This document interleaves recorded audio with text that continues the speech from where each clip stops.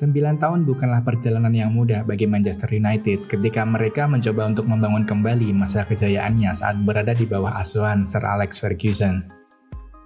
5 manajer telah datang silih berganti setelah sang pelatih asal Skotlandia itu pensiun di tahun 2013. Namun pada akhirnya di bawah pelatih ke-6 Erik ten Hag, secerca harapan itu nampaknya mulai terlihat lagi bagi The Red Devils. Jadi perubahan apa yang dibawa oleh Erik ten Hag? Terdapat banyak ketertarikan dan antisipasi dari media terhadap Erik ten Hag saat ia ditunjuk sebagai manajer MU di bulan Mei 2022 yang akan menggantikan posisi Ralf Rangnick di musim panas. Pelatih asal Belanda itu memiliki CV yang mengesankan, memulai tim muda Ajax dan membawa mereka hingga melaju ke semifinal Liga Champions pada 2019. Dia juga memenangkan 3 gelar Eredivisie dan 2 Piala Belanda bersama raksasa dari Amsterdam tersebut. Pada periode sebelumnya ia menghabiskan 2 tahun sebagai pelatih tim kedua Bayern Munchen, bekerja sama dengan pelatih tim utama saat itu Pep Guardiola. Rasanya seperti memenangkan lotre, ujar ten Hag ketika diwawancarai tentang kesempatan untuk bekerja bersama Pep, orang yang membuatnya belajar banyak hal tentang dunia kepelatihan. Bahkan ia dijuluki mini Pep ketika berada di Bayern karena caranya belajar dan mencoba meniru pendekatan Guardiola dalam hal latihan, etos kerja dan taktik bermain. Pep juga melayangkan pujian terhadap ten Hag bahwa pelatih asal Belanda itu memiliki cara pendekatan permainan yang sangat bagus. Tak dipungkiri United telah mendapatkan sosok manajer yang hebat. Tapi apakah itu akan menjadi sebuah jaminan kesuksesannya di Old Trafford? Louis van Gaal yang memiliki gelar Eredivisie lebih banyak daripada ten Hag, gelar Bundesliga dengan tim utama Bayern, gelar La Liga dengan Barcelona dan juara Liga Champions bersama Ajax, tetapi pada akhirnya dipecat ketika pulang dari Wembley setelah memenangkan Piala FA. Bahkan Jose Mourinho, pemenang 2 Liga Champions dan juara di Inggris, Portugal, Spanyol, dan Italia, hanya bisa memenangkan Piala Liga dan Liga Eropa dalam 2,5 tahun di Old Trafford dan diberhentikan di pertengahan musim. Hal bukan karena kesuksesan, apakah karena hype? David Moyes orang pertama yang mengambil alih kursi kepelatihan setelah kepergian Fergie dan direkomendasikan oleh Sir Alex sendiri berkat karirnya yang cemerlang di Everton. Namun ia bahkan tidak menyelesaikan 1 musim penuh di United dan berada di peringkat 7 di tahun 2014. Mantan pemain dan sosok legenda Ole Gunnar Solskjaer ketika mengambil alih dari Mourinho sebagai pelatih sementara. Tapi dengan cepat kehilangan sentuhan magisnya setelah ia dikontrak secara permanen yang pada akhirnya kehilangan pekerjaannya sebagai manajer setan merah pada musim gugur 2021 dengan banyak teriakan dari fans bahwa dia seharusnya sudah dipecat sejak jauh-jauh hari. Setelah itu datanglah Ralf Rangnick, mantan manajer RB Leipzig dan pencipta gegenpressing, seorang ahli taktik yang diharapkan mampu mengembalikan kejayaan MU. Namun pada akhirnya juga gagal total. MU telah mendatangkan banyak pelatih berpengalaman dengan segudang prestasi, namun belum ada satupun yang mampu memberikan hal positif bagi Manchester Merah.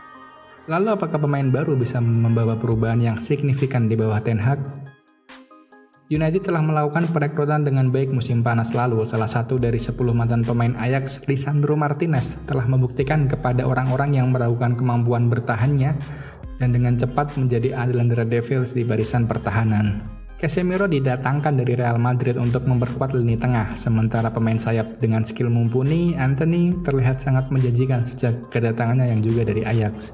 Meski pemain-pemain yang datang ke Old Trafford memiliki nilai transfer yang fantastis, Ten Hag membuatnya seakan-akan harga yang dikeluarkan oleh MU pantas untuk dibayarkan.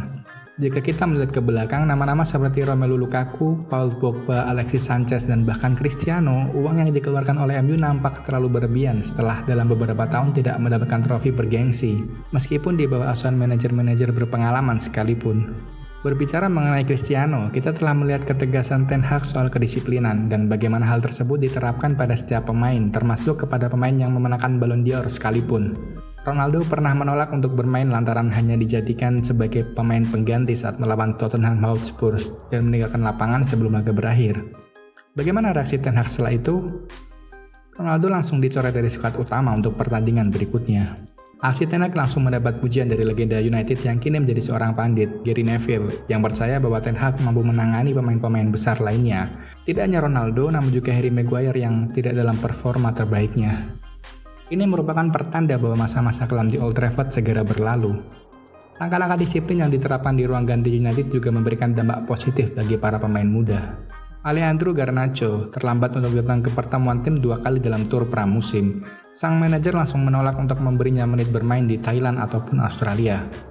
Sejak saat itu, Garnacho telah memperbaiki kedisiplinannya dan tampaknya kini menjadi salah satu pemain yang datang paling awal di sesi latihan setiap pagi. Hal ini membuatnya mendapatkan kesempatan bermain di Liga Eropa dan Liga Primer dalam beberapa pekan terakhir, membuat para fans dan pengamat terkesan dengan perkembangannya. Dia juga mencetak gol perdananya saat melawan Real Sociedad. Hanya dengan ketegasan pelatih untuk tetap disiplin dalam setiap hal, MU di bawah Ten Hag seperti menemukan kembali formula terbaik untuk mengulang era kejayaannya. Sikap kedisiplinan yang tidak pernah ditemukan di bawah pelatih sebelumnya seperti Rangnick dan Solskjaer. Secara taktis, Ten Hag ingin timnya bermain proaktif dengan sepak bola menyerang cepat saat rekan-rekan setimnya saling memberikan opsi ruang untuk mengumpan, sementara saat bertahan melakukan pressing sebaik mungkin. Serangan tersebut terlihat mirip dengan gaya yang begitu familiar di masa Sir Alex Ferguson. Sementara itu, gegenpressing yang pernah ingin diterapkan oleh Ralf Rangnick saat masih menukangi MU nampak tidak dapat berjalan dengan baik. Namun Ten Hag berhasil menyampaikan filosofi bermainnya, mungkin sebagian karena ia menggunakan para pemain yang paling cocok untuk dimasukkan ke dalam skema permainannya. Sebagai contoh, Ten Hag telah mengembalikan performa terbaik dari seorang Marcus Rashford dan tidak menjadikan Ronaldo sebagai target man yang hanya akan mengacaukan taktik yang telah dibangunnya. Namun apakah hanya dengan asumsi itu kita terlalu cepat menilai Ten Hag? Dia baru saja bekerja selama beberapa bulan, jadi apakah kita terlalu cepat memberinya label pelatih sukses? Mungkin saja. Seorang manajer sebenarnya tidak membutuhkan waktu yang lama untuk bisa dicap sebagai seorang pahlawan setelah meninggalkan klub yang dilatihnya. Sebut saja Chelsea, pemenang 2 gelar Liga Champions sejak terakhir kali United meraih gelar tersebut pada 2008. 2 manajer yang berhasil mengangkat trofi si kuping besar tua, Roberto Di Matteo pada 2012 dan Thomas Tuchel pada 2021.